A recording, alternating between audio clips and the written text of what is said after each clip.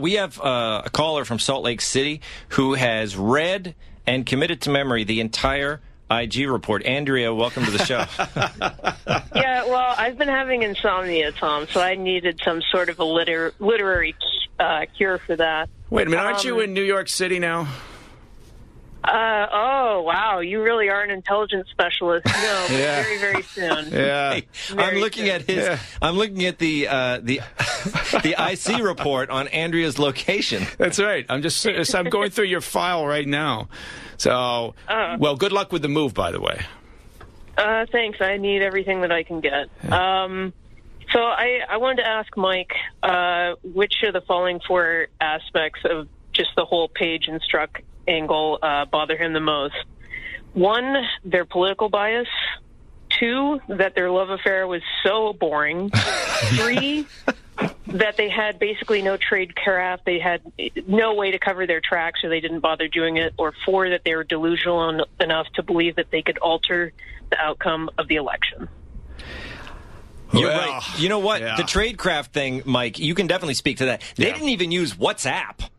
Yeah, maybe they didn't. We just don't know it. Oh, I see. So there may be a whole other batch of anonymous messages that the IG has and haven't released. Who knows? That's speculation on my part. Yeah, look, I think the tradecraft thing is in part was hubris. I think you just imagined that there was no way that Hillary wasn't going to win, so they never imagined this to be a problem. I think at the end of the day, they talked about it in their text messages, but part of that was goes back to that unfortunate term, that love affair that Andrea used. Yeah.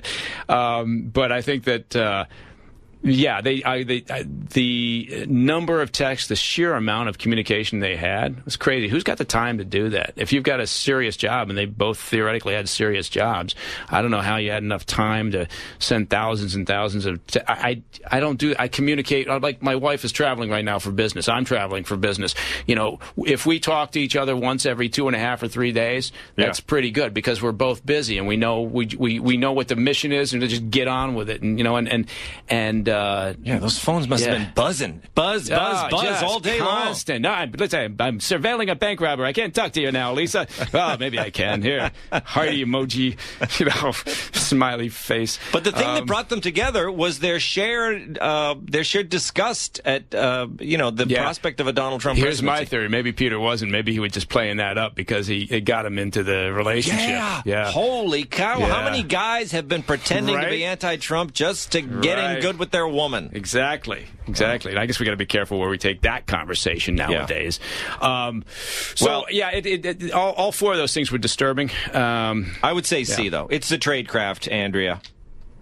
That makes sense, since it does seem to be an integral part of their job that they did not seem to have mastered whatsoever. Yeah, you would like to think that they would have been, but again, look, Lisa was a lawyer, an attorney, right?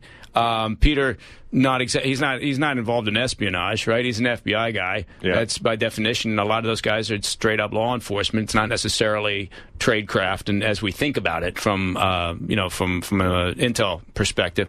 So and I go back to the same thing. I just think they and lots of other people just assumed there was no way that Hillary wasn't going to be ordained.